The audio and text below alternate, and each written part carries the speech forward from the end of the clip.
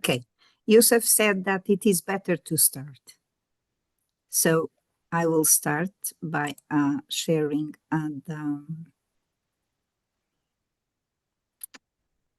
the slides. Let me see here. And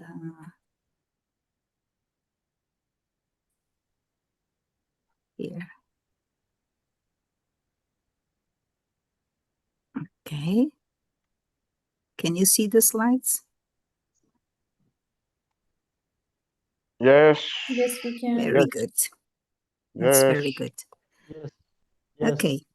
So given continuity, first of all, good afternoon, good morning, good evening. I don't know in what hour is in your country, but we are going to give continuity to the last session where we saw the drivers of climate change resulting from human activity, greenhouses, and also the global inequalities caused by the climate change, like vulnerability and the adaptation capacity. So today, we will talk about one of the most visible consequences of these inequalities, that is forced migration due to climate impacts. And the learning goals for today is to understand what climate migration is and why it matters, and explores its drivers, patterns, and implications for societies, and also connect climate migration to broader human security concerns, which will be your next session. So climate migration has emerged as one of the most pressing challenges of the 21st century, reflecting the intersection of environmental change, human vulnerability, and global inequality. So while migration has historically been a strategy for adaptation, the accelerating pace of climate change is forcing millions to move under increasingly precarious conditions. This is what the Council, the Climate Migration Council said in 2023. The concept of climate migration refers to the movement of people primarily induced by climate-related factors, including sudden onset, disasters such as floods and hurricanes, and slow onset processes like desertification, sea level rise, and glacial melting. Unlike volunteer migration, the climate migration is often involunteer and linked to the environmental degradation that undermines livelihoods and human security. So importantly, climate migrants do not currently fall under the legal definition of refugees in international law, creating a gap in protection frameworks. So under the current international law, the term refugee is defined by the 1951 Refugee Convention and its protocol in 1967. So according to these instruments, a refugee is someone who has crossed an international border due to a well-founded fear of persecution based on race, religion, nationality, membership in a particular social group, or political opinion. However, the climate migrants is different.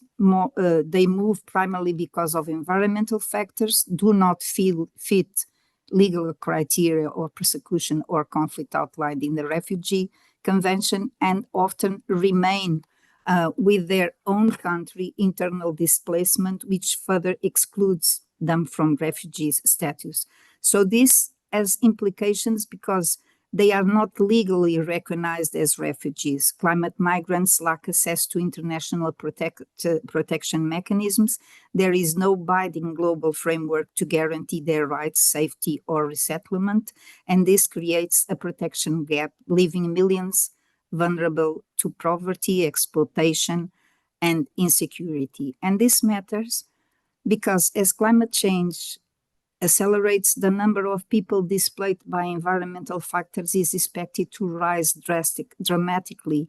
Without legal recognition, these individuals fall outside existing humanitarian and migration systems, which makes policy innovation and legal reform very urgent.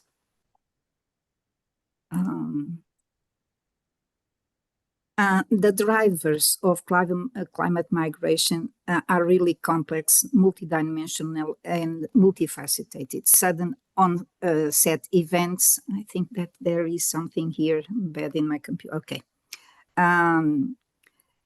Such as hurricanes, floods, and wildfires causes immediate displacement, often overwhelming local response capacities. And the slow onset changes like rising temperatures or desertification and coastal erosion gradually erode agriculture, productivity, and habitability, particularly in vulnerable regions such as Sahel and Pacific Islands. Indirect drivers include economic stress, resource conflicts, and government failures exacerbated by climate pressures, creating cascading migration dynamics.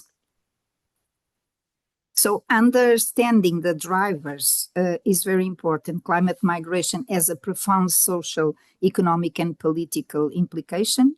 Humanitarian challenges, displaced population face inadequate shelter, health risks, and loss of income.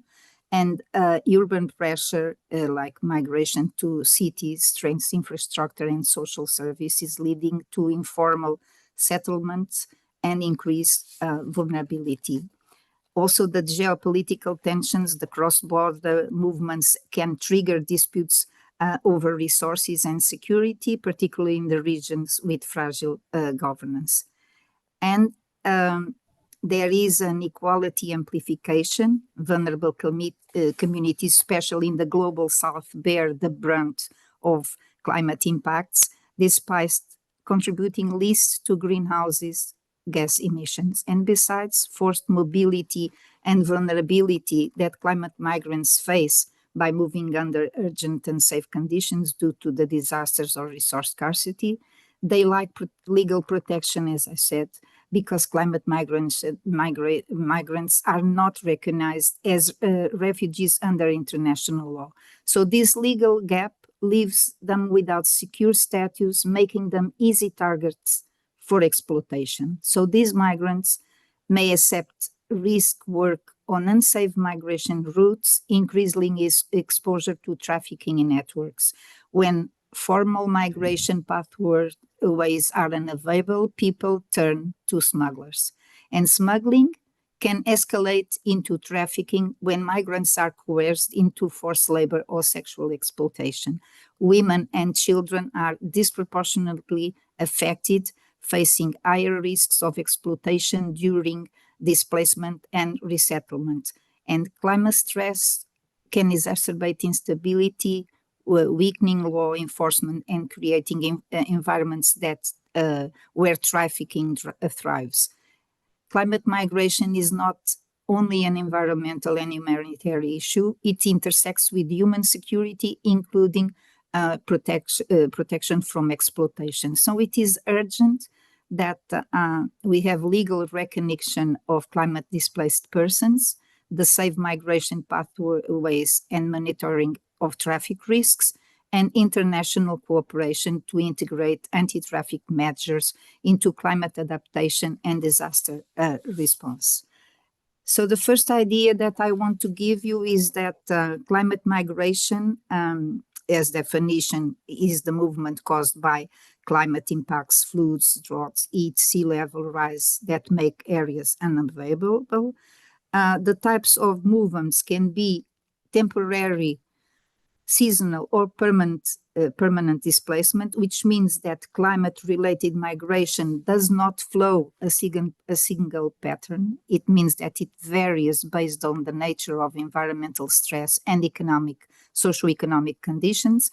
And the main types that includes this temporary displacement occurs when people are forced to leave their homes for a short period due to sudden onset disasters such as floods, hurricanes, or wildfires. For example, communities evacuated during a cyclone often return once conditions stabilize, or the seasonal migration that is linked to predictable climate variations that affect livelihoods, especially in the agriculture and pastoralism. For example, farmers that are moving seasonally to areas with better water availability during drought periods. And of course, the permanent displacement that happens when environmental changes makes areas inhabitable, such as sea level rise, submerging coast zones. Please put off, or desertification destroying farmlands. I'm sorry, Elena. Would you, could we fill out the pre-training survey? I think. Yes. The pre-training survey, would you announce it? Yes, we announced it. Yeah. You announced it? We announced it. I'm sorry, I missed it. Somebody is No, speaking. yes, most of them have, of course. So to resume, the permanent displacement happens when environmental changes make areas uninhabitable, and such as sea level rise, submerging coastal zones, desertification, destroying farmland. The residents, for example, of low-lying Pacific islands relocated permanently to another countries. And the type of movements depend on speed of environmental change, if it is sudden or slow onset, adaptation capacity, the resources and the infrastructure, the legal and policy frameworks, the availability of safe migration pathways, the nature of the process, often gradual, not always a sudden crisis. So climate migration exists on a spectrum from voluntary to constrained to forced movements. I'm going to stop here a little because I want you to, I don't want that this information overload you. And do you think that in your country you see this kind of climate migration, or you have awareness of this happening? Who wants to speak?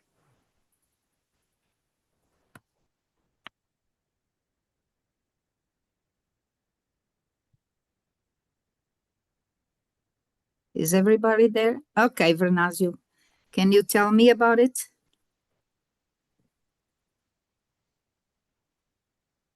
Vernazio? Yes.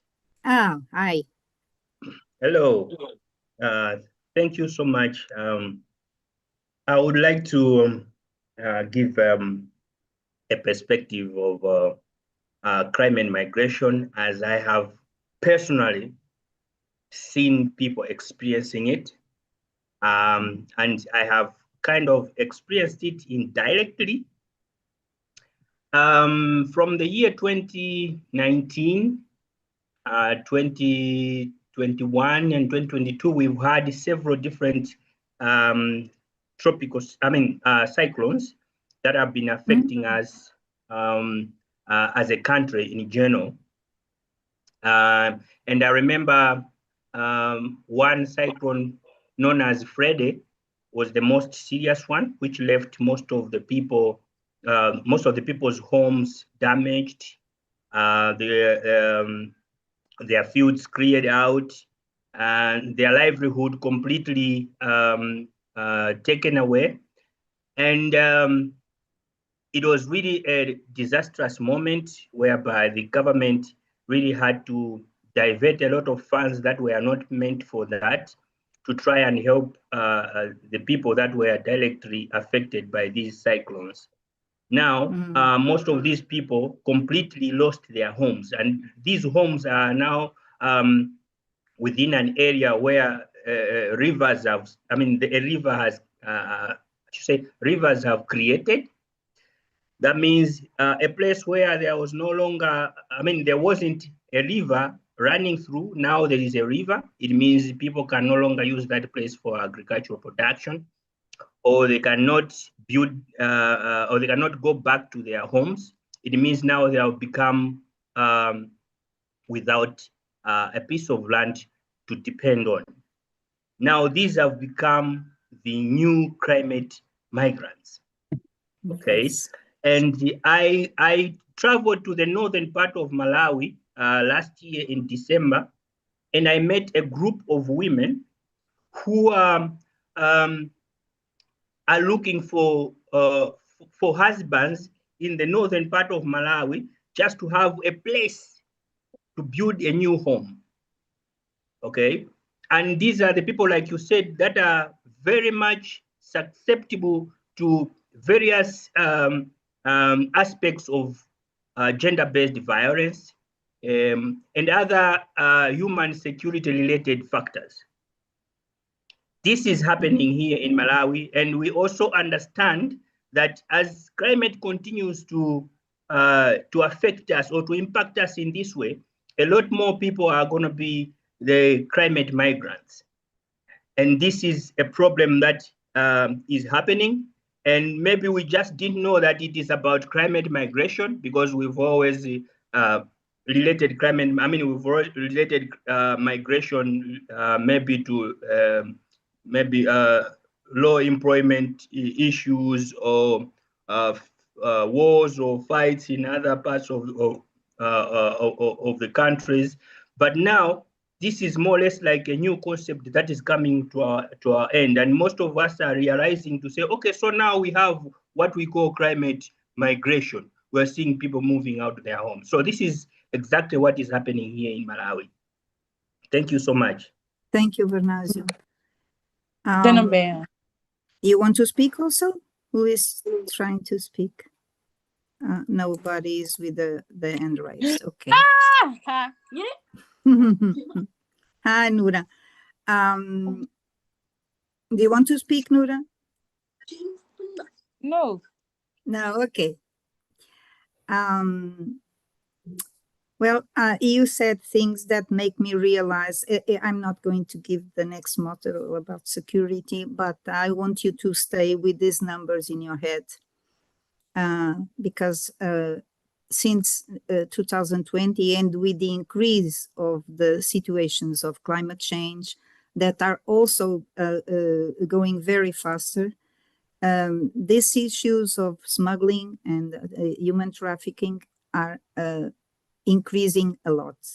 First, it is one of the most rentable business, parallel business at this moment. And to make you an idea, in 2020, there was 2 million of children that were trafficking. This is according to the legal numbers, of course.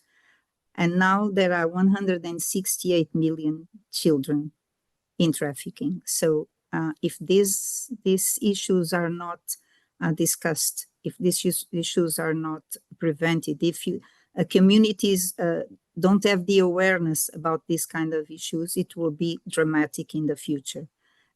So in your countries that have this kind of vulnerability and need sometimes to change, it is very important that your communities have knowledge of this kind of issues. They are careful and they don't go like without protection to anywhere, because this is very dangerous. And so for the next point, these are mainly the global hotspots of the Pacific Islands, for example, with the sea level rise threatening entire nations, Bangladesh coastal flooding and river erosion displacing millions. Desertification of Sahel region and water scarcity driving migration, Horn of Africa, extreme drought and food insecurity that also leave these regions to share high exposure to climate-dependent livelihoods and low adaptive capacity, amplifying the global inequalities that we are talking about.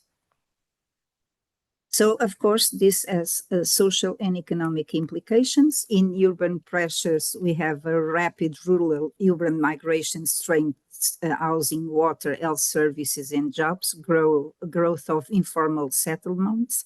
And the growth of informal settlements, it's once more one issue that matters because it has to do with public health, with violence, with the crime and everything. So that's why most of the times people exclude this kind of migration, and others, of course, but this one, and the issue is that they are not even protected. So when we are in informal settlements, most of the times we are excluded from society, because people are afraid. They don't know what is happening in the lives of those people. Most of the times they are good people. I usually go to these informal settlements, and the issue is that because of the vulnerability, because of the poverty that they are facing, they are always accused to be bad people, but they aren't. Then we have the livelihood collapse, that is agriculture, pastoralism, and fishing systems that fail, rural depopulation, and rising youth unemployment. We never had so many, a generation with so many people qualified, but even though they are always unemployed, and we cannot, we cannot have them with a quality of life that gives them the dream of the future. And the new opportunities that remittances support origin communities, new labor markets, and emerge in destination areas should be something to explore. But in this diagram, you can see that in the main flow in the top box and the climate stress in the green box, that refers to pressures caused by climate change, such as rising temperatures and extreme weather, and variability of in precipitation. And this stress initiate the chain of impacts. The environmental change in the light green box, that climate stress leads to environmental changes like desertification, sea level rise, biodiversity loss, and resource depletion. Then this states reflects physically and ecological transformations like human impacts and human security, like you see in the purple box.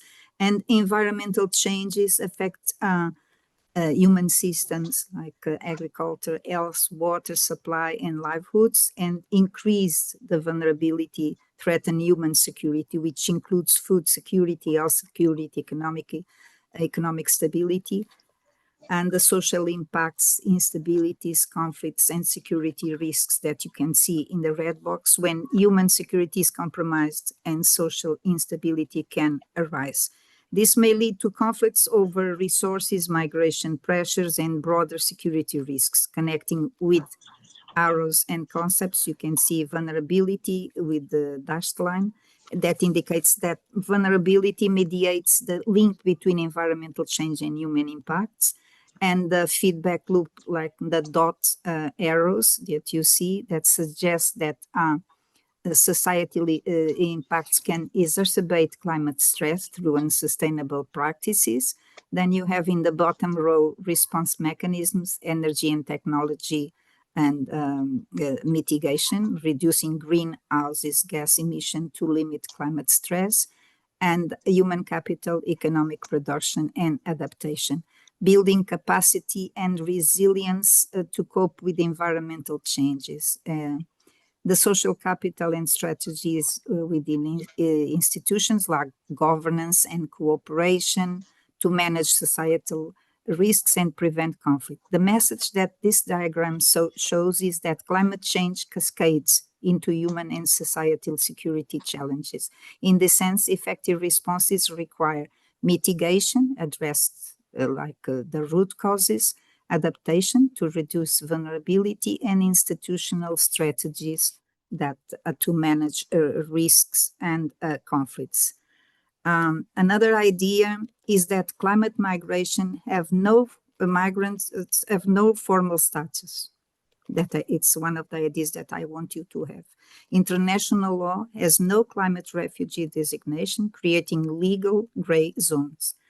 Unequal protection. Climate migrants lack the protections afforded to traditional refugees. Emerging frameworks, Africa Union, IGAD, and ECOWAS developing regional protection mechanisms. The case study of Lake Chad Basin shrinking lake lead to lost livelihoods, migration, and conflict across Chad, Nigeria, and Cameroon.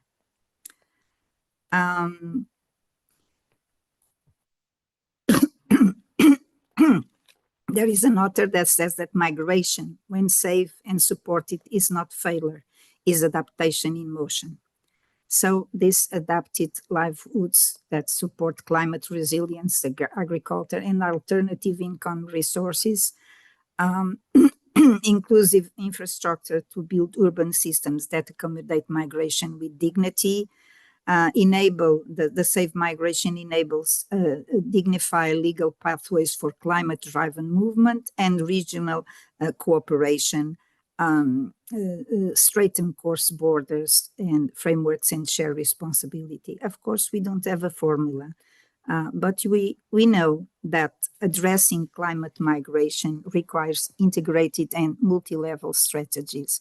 And adaptation measures like investments in climate resilience, infrastructure, climate smart agriculture, and disaster preparedness can reduce displacement risks. And the legal frameworks should be expanded in international protection for climate displaced persons, because this is critical, as current refugee law does not cover environmental displacement. And this was something that the Joint Research Center in 2025 alerts. The planned relocation, developing safe and volunteer pathways for migration when adaptation is insufficient, ensures dignity and security for the affected population. And the global cooperation, climate finance and technology transfers to support vulnerable countries are essential for equitable adaptation and mitigation. I'm going to stop here again because each time I give more information, I want to see what you have about your reflections. Can you give me, Tom, can you give me your reflection, please? Tom, are you hearing me? Yes. I'm hearing Hi. you. Yeah. Yes. So tell me something. Okay. I just want to add what our manager here in Malawi, Kasungu Kwandabanda, has said. Like in Malawi, we have climate migration. For example, in rural areas where at first, during the past years, we are able to produce a lot of food basket.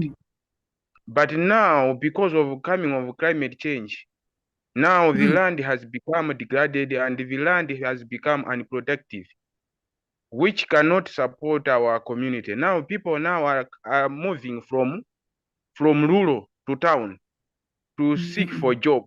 For them, maybe they can, for them to survive. Because at first we are surviving through agriculture. Because of coming of land degradation, because of coming of some new technology, like for example, now people were using some pesticides which are able to kill some microorganisms in soil, like for example, harness and Roundup. Those chemicals has destroyed the land, and now the land become unproductive. So people are moving from rural to town to seek for job, maybe for them to survive. That's why I just wanted to polish to add on migration. Climate migration is a real and is happening, more especially for us as youth, because now as youth, we are experiencing high unemployment because we believe that even agriculture we can get employment through agriculture. But now because of climate change, now we don't know where to go, what we can do because of that climate change. Thank you very much. I thank you, Tom. There is someone here from the CGK Africa that says agriculture is the backbone of many countries in Africa. I believe the climate resilience agriculture and alternative income is very key in this journey, and I will be beneficial for many societies. I agree with you.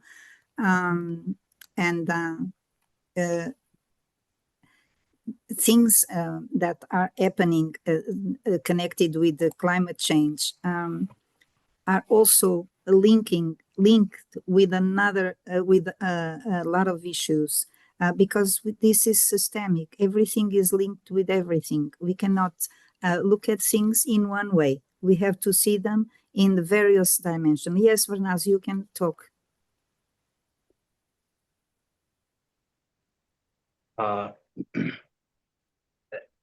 Hello. I wanted actually to add something on this topic, in as far as climate migration and human security is concerned. With the rise of climate-related impacts, and like Tom Kayanga has put it, in the realm of most young people, because the closest opportunity to employ themselves here as Africa, where agriculture is the most dependent way of livelihood, it has become very clear that it is also not doing very well in this aspect. We're looking at the drop down of economies due to COVID-19 issues, the war that has been taking place in the Ukraine and Russia war, which has also affected the economic aspects of most of the countries.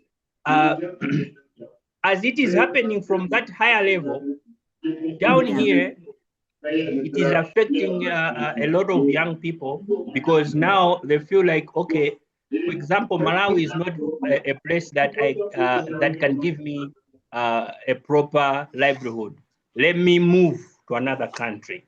Now here, there are so many factors that can make people move to a different place. We've already mentioned issues to do with climate-related impacts.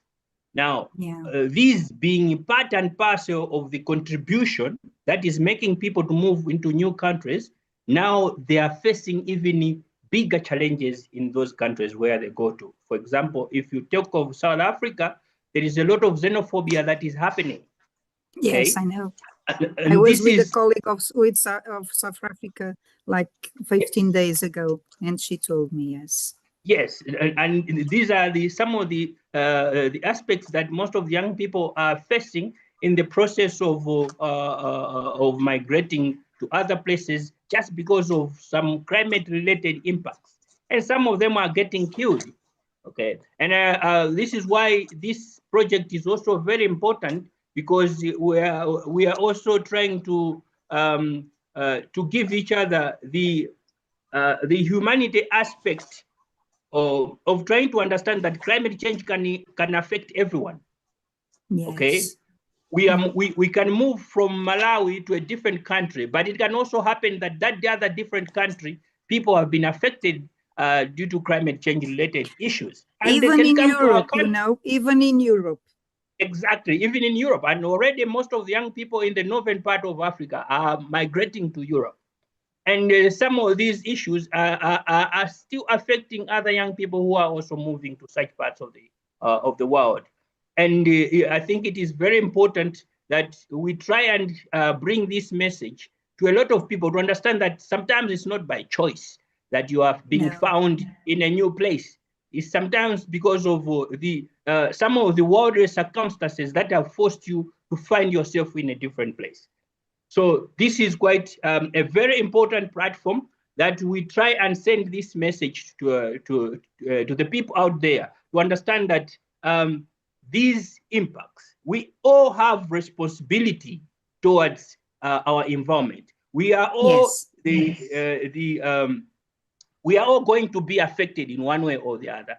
but we must be ready to accept, because Yes. this is just You a feel fact. you are filling my heart with those words, because in fact all of us are going to be affected, and people don't have the notion that what is coming, it's going to be very bad. Besides, sometimes I say that Europeans think that nothing is going to touch them, and they are not even resilient. On the contrary, African people are very resilient. And so I don't know who is going to survive in all these issues. And this has to do with the human dignity and well-being. And so all of us need to work together in these issues. Sometimes the governments of the United States and Europe, they think that they can rule the world. They can,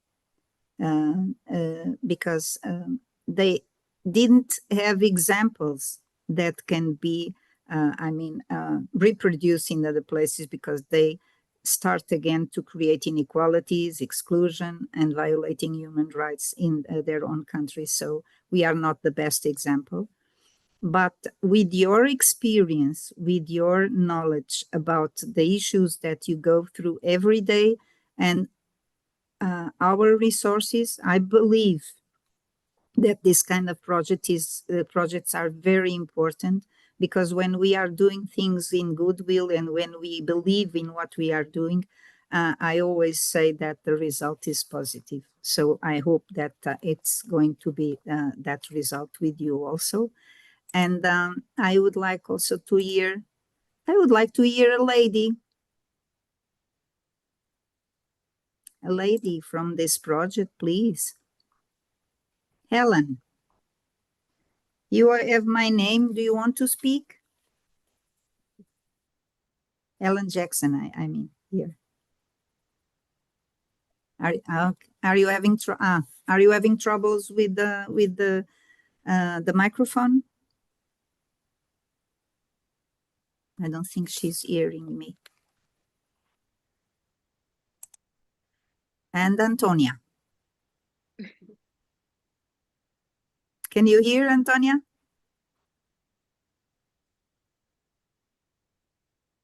Nobody wants to speak. I think I spoke on behalf of them, but Who is going to speak? So this is Naomi, but I already shared. Naomi, you can speak. Yes, yes. Yes, but I have joined with another account. That's why my name is not there. Okay. But just giving emphasis on agriculture. Yes, you did. You did that comment. Yes, yes. How are you? It's so important. I am well. Good to see you again here, and thank you again for your time and the lessons. It's really impactful, because I'm happier that I filled the pre-training form. I'm already getting so much right now. And I love the inclusive also infrastructure to just connect the towns and the urban and the rural areas, which would be very helpful for the movements and allow swift movements around. So thank you. I think that's my take. Naomi, what kind of role do you think women can have in this process? So many, actually more of opportunities in terms of when you're saying you're doing inclusive agriculture, that will require people to participate. So including women in that space, not only for ideas, but participating in doing actual work. So that's a great role, and understanding that as women, not to brag, but we always have that other sense of thinking. So it would be good to also just receive the ideology and the ideas that they would bring in a space like that. And also considering that most of them are in the rural areas going through this. It means they'll be like the first-hand people who know and have been experiencing this firsthand. And the mother's role in the society, just how it comes from households going further. It means if you empower a woman to do this, she's capable of bringing that knowledge from a household, which is where you start. When you want to save a community, you start at home. So I think that's a very crucial role for women to play. Thank you. Yes. Saina. Hi, everyone. Thank you so much for the opportunity to speak. I just wanted to add that this topic is really important because women are the most vulnerable group when it comes to climate migration. And they are the ones who suffers the most because they have survival instincts, they have children, and they have to figure out how they are going to take care of the children. So mastering this topic, I think it's really helpful to us, and even countries out there that experience this climate migration. And it's really important to have this knowledge. Thank you so much for tackling Thank it. you for your words, Diana. Okay, this hour is always very quick. And before I ask you to fill again that questionnaire that Sitka is going to put in the chat, I will do the linking to the next model that everything is interconnected. So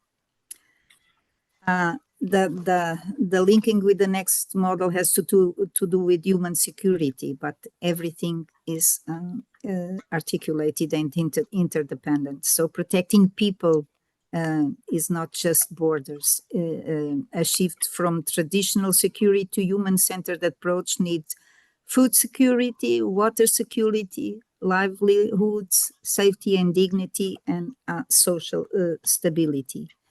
And even linking with the other model, we know that climate migration is growing is a growing reality. It is tied to climate change and global inequalities. It challenges traditional notions of security and governance. So human security is beyond military security. Climate migration is not just an environmental or economic issue. It is a human security issue, and it is a human right.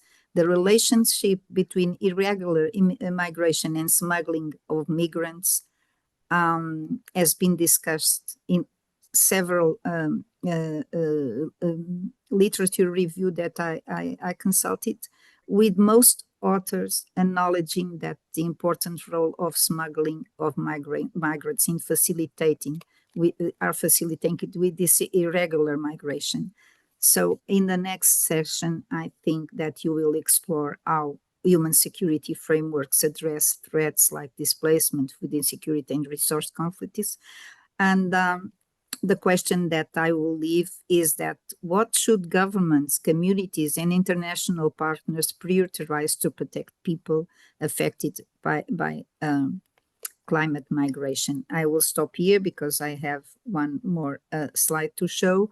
I would like to ask you this question, and in the meanwhile, while you are thinking about this question, I would like you to feel again the protest. You feel the protest, now you feel the protest. Can you do that?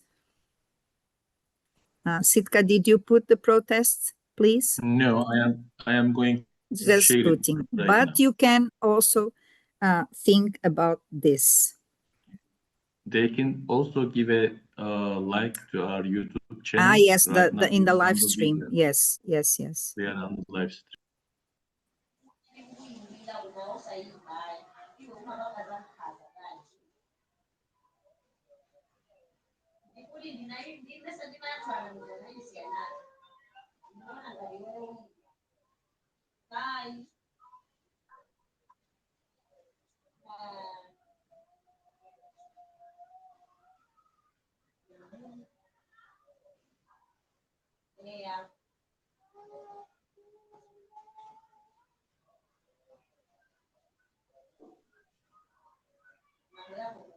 Okay. I would like to make a very short announcement. The post test is the post test has the same questions. It just shows the progress, we have created here in terms of general awareness. So you answer the same questions, but your answers probably will be different. Yeah. I hope so. Although they all know by experience a lot of things. Maybe we are giving the theoretical part, but all of them are very aware of these kind of issues because they live every day with this.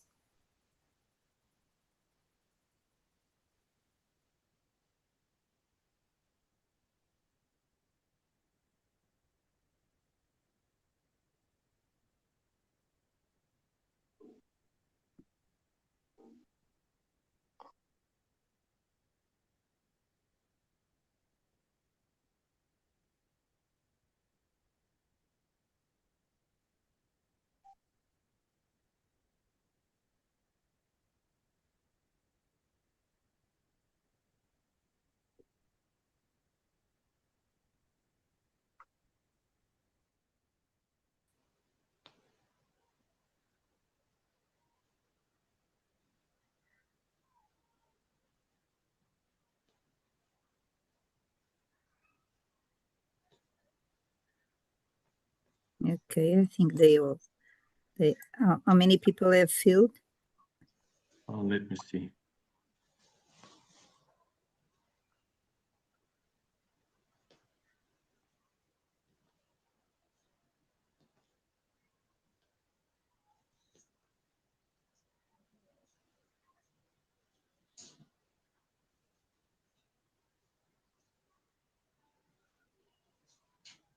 Currently, only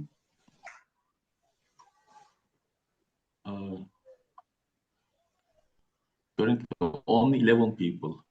Oh, we have 52 people. Come on, we guys. have to do better than this. Yes, post-test.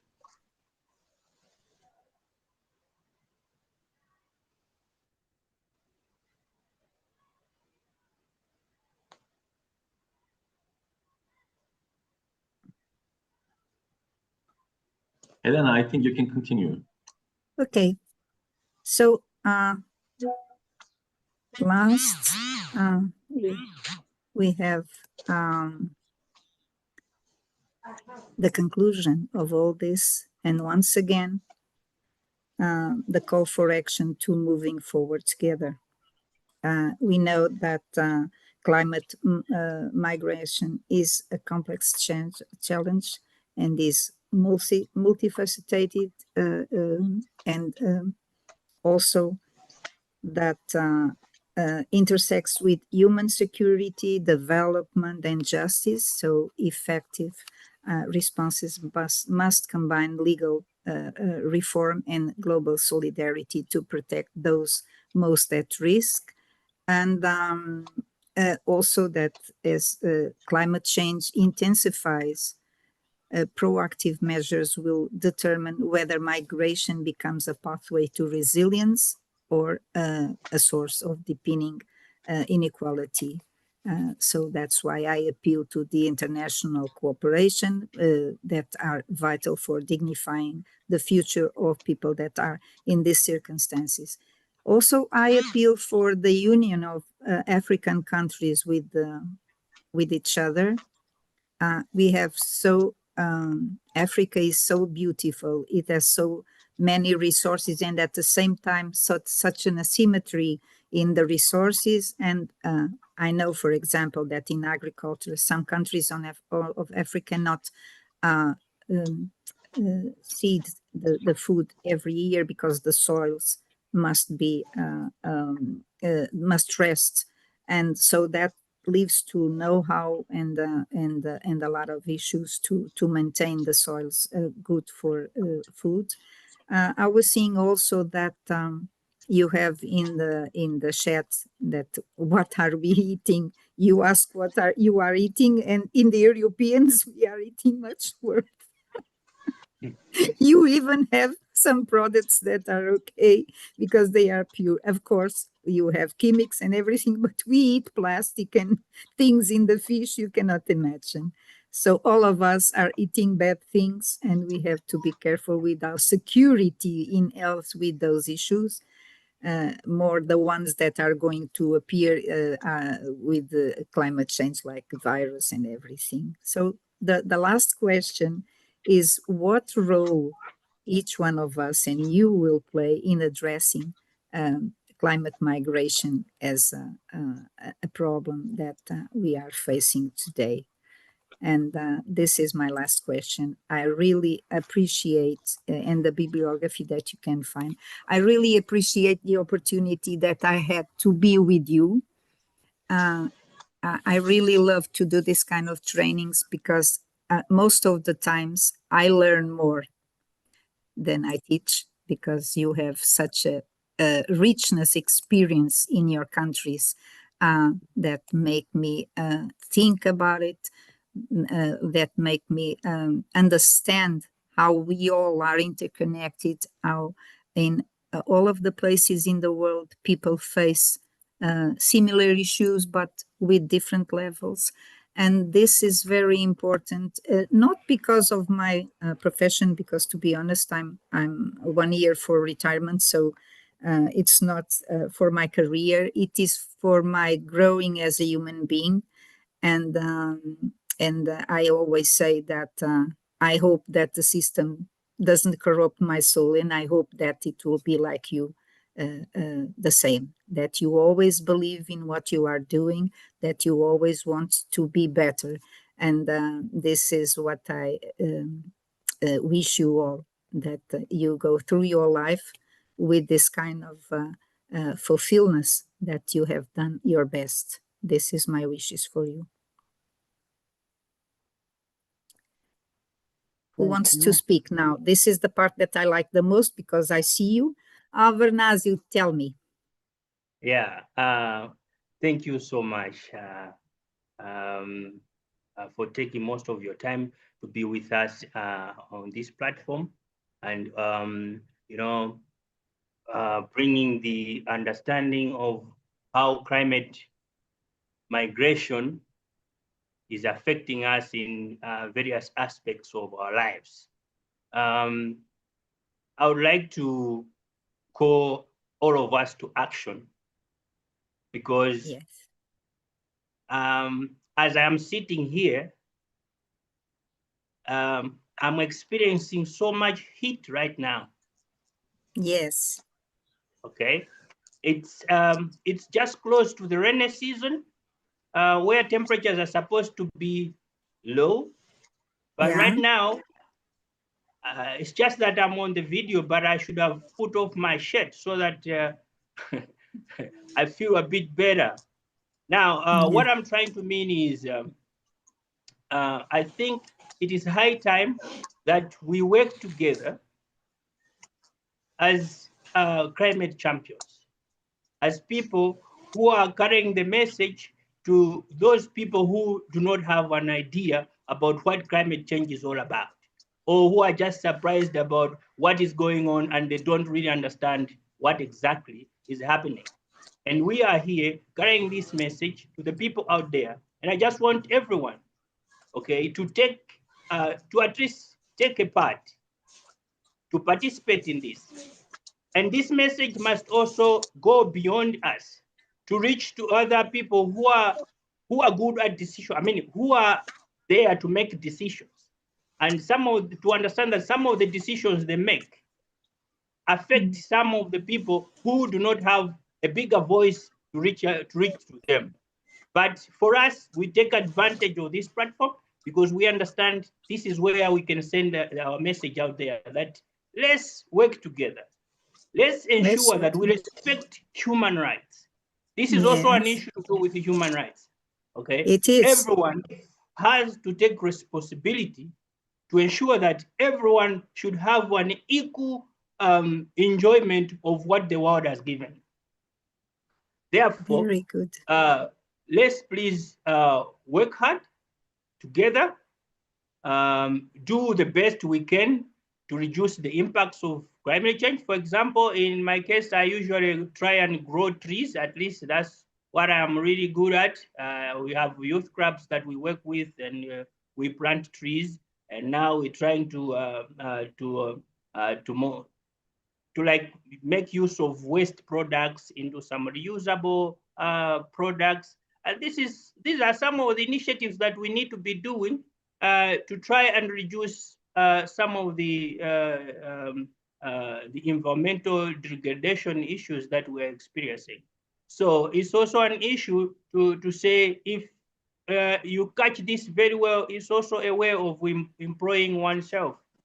Because right now we're talking about unemployment issues growing. If we try and give ourselves some critical thinking and seeing what we can do from what we see out there, then maybe we can create something for ourselves and call that a job. So it's something that I just wanted to add and at least call everyone to say, hey, let's do this to improve our environment. Thank you so much. And thank you, everyone. Thank you, and you will count on me wherever you need.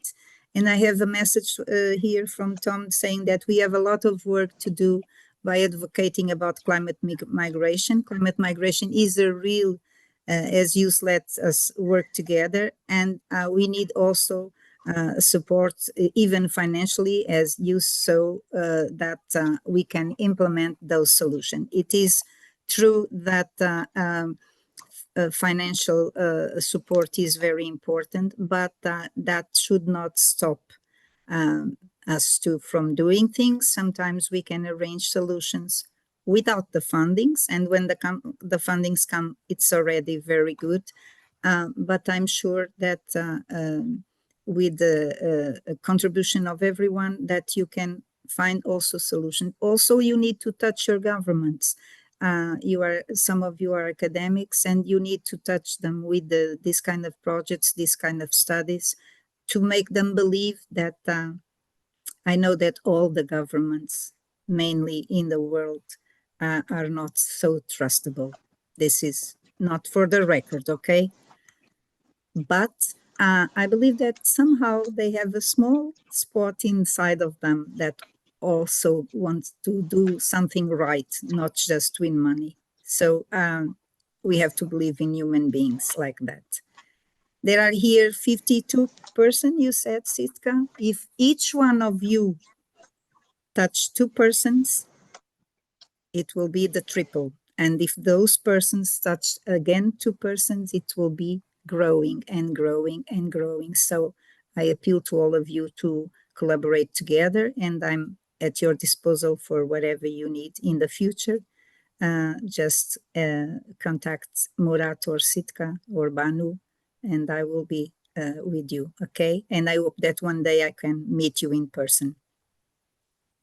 Okay, bye-bye. Thank you so much. Thank you very much. Sitka, do you want to say something? Yeah. Thank you very much, Dr. Rocha. No, I would like to thank everybody for their participation.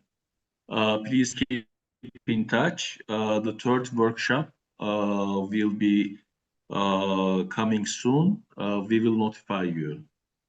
Okay. Bye-bye. Bye. Thank you so much. Bye. Thank you. Bye. Bye-bye. Bye.